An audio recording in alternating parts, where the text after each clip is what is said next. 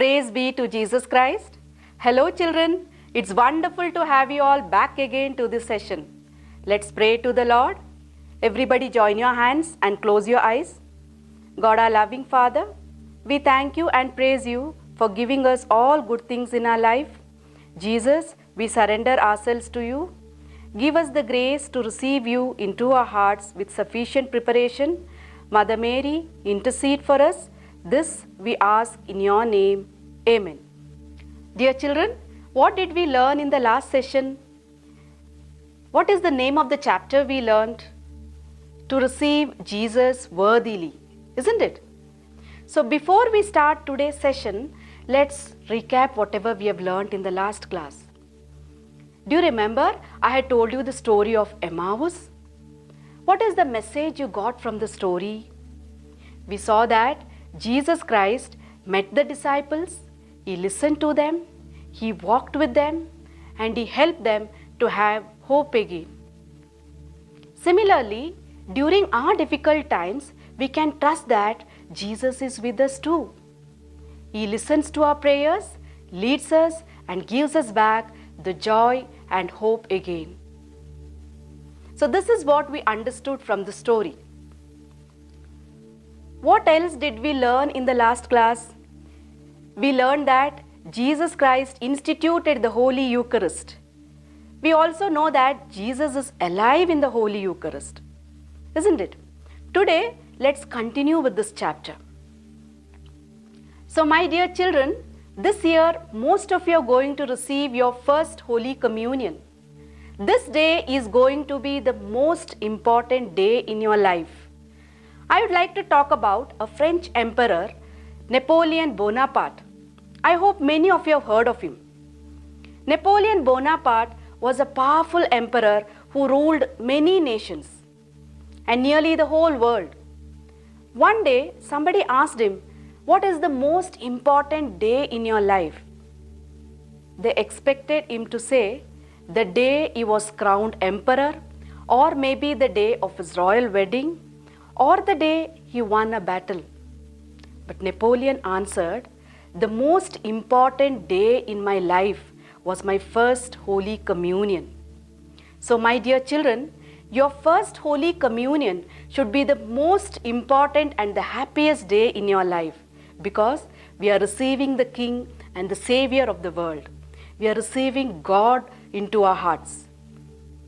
So it is very important to know how to prepare your hearts and minds before receiving the Holy Communion.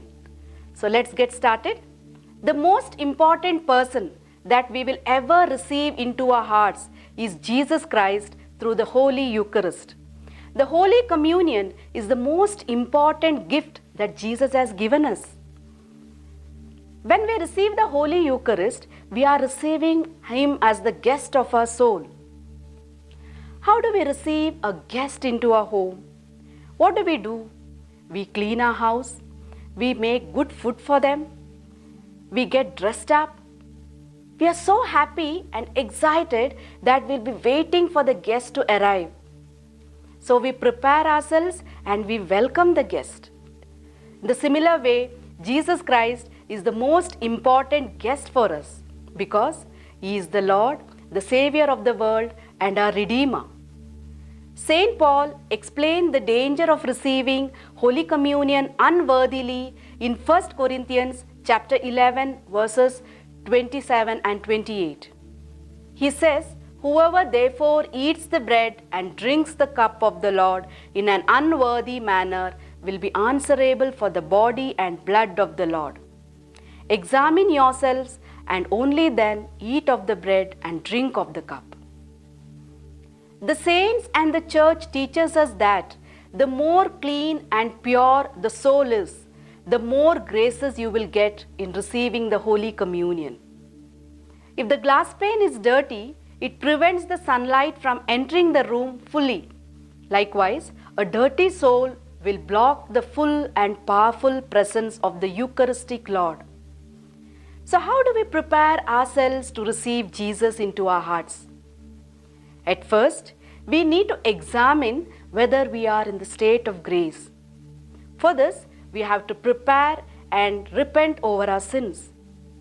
We should go for confession and confess all our mortal sins. Now, what do you mean by mortal sin? Mortal sins are the sins that is committed with full knowledge. We know that it is wrong and still we do it. A person with the mortal sin is not in the state of grace. So through the sacrament of reconciliation, we receive forgiveness for all the sins and we are restored to the state of grace. Thus, we can receive Jesus with a pure heart. Holy Eucharist is the sacrament of love. Out of great love, Jesus gave himself as a sacrifice for us. Out of great love, he poured out his precious blood. So when we receive this sacrament, we have to live in love and communion with God and our fellow beings. Wishing of peace in the Holy Mass reminds us of this. We turn around and offer peace with our friends, families and strangers and say, "Peace of Christ be with you." It's a recognition that before we receive the Eucharist, we have to be reconciled with God and with our neighbors. It's a deep prayer where we pray for peace as we come to share the feast and we also share the peace with each other. Now, let's watch a video clip on how to share God's love.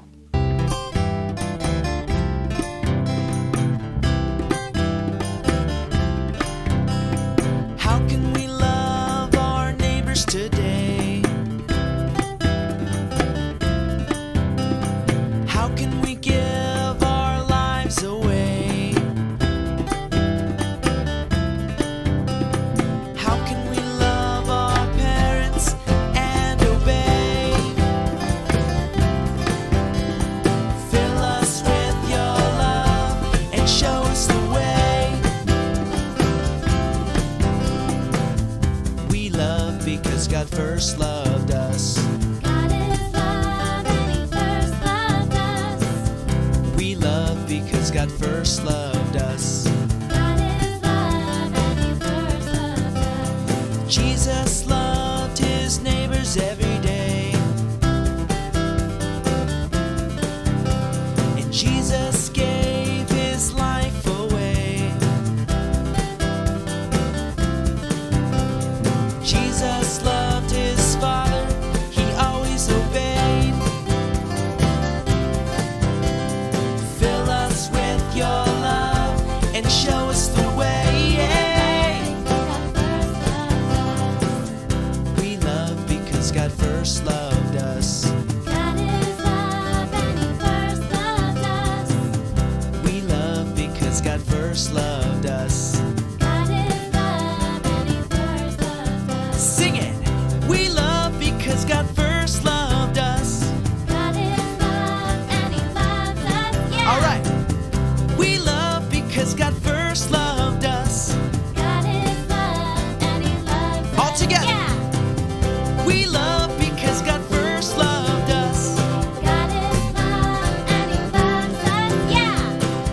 We love because God first loved us. Yeah! God is love and He loves us. Yeah. We love because God first loved us. God is love and He loves us. Yeah. 1 John 4:19. Children, did you like the song? It says, "We love because ye first loved us." In the Holy Mass, there is a service of reconciliation just before receiving the Holy Communion, where we examine our lives and repent over our sins.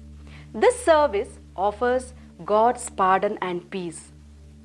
Secondly, we should also prepare ourselves by fasting at least 1 hour prior to our reception of the Holy Communion. When we fast, we prepare the way for the Lord by making more room in our hearts. We are detaching from the worldly pleasures to remind us that we are made for the Heavenly One.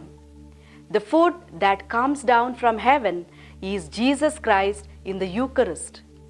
So fasting before receiving the Holy Communion will strengthen our preparation. The third thing is that we should receive Jesus with faith and devotion. in a humble and in a holy way. We must prepare ourselves through prayer. We need to have the desire to receive Lord Jesus Christ with the view of loving Him even more. So once again, let's see what are the preparations needed before receiving the Holy Communion. First, be in the state of grace. Second, fast at least 1 hour before receiving the Holy Communion. Third, have proper preparation and devotion. So let me repeat it once again.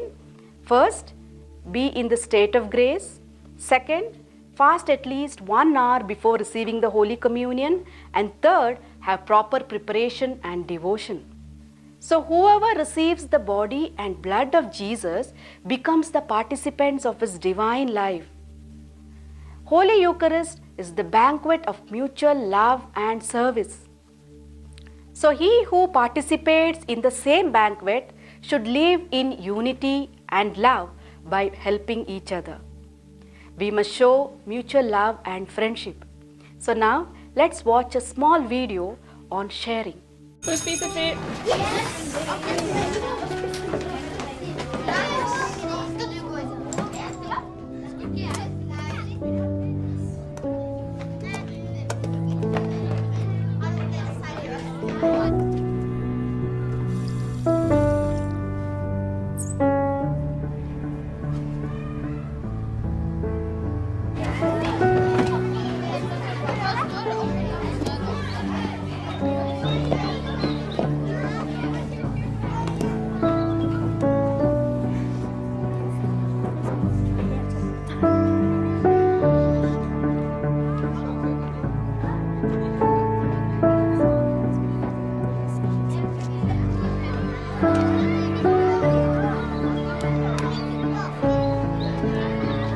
So when we receive the Eucharist, Jesus extends to us His love, compassion, mercy, healing grace, pardon and peace. He offers us a new beginning.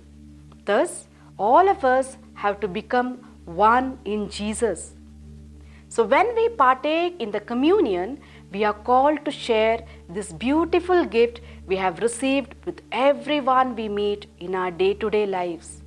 Thus, Holy Eucharist strengthens us in the battle against future sin and nourishes us to live a virtuous and holy life. I hope today's session helped you to understand how to receive Jesus with proper devotion. So dear children, let's make a strong decision that I will receive Jesus with due devotion. So as an assignment, I request you to read the Bible verse 1 Corinthians chapter 11 verses 23 to 30. Then I want you all to write in your notebook what are the things necessary to receive Holy Communion with proper devotion. So let's wind up our class. Everybody join your hands and close your eyes. Hail Mary, full of grace, the Lord is with you. Blessed are you among women, and blessed is the fruit of thy womb, Jesus. Holy Mary, Mother of God, pray for us sinners, now and the hour of our death. Amen. In the name of the Father, and of the Son, and of the Holy Spirit. Amen.